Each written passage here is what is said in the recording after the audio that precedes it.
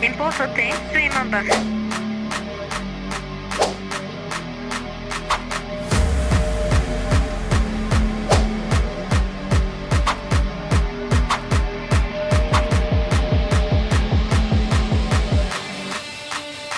Thank you for watching and see you in the next video. Bye.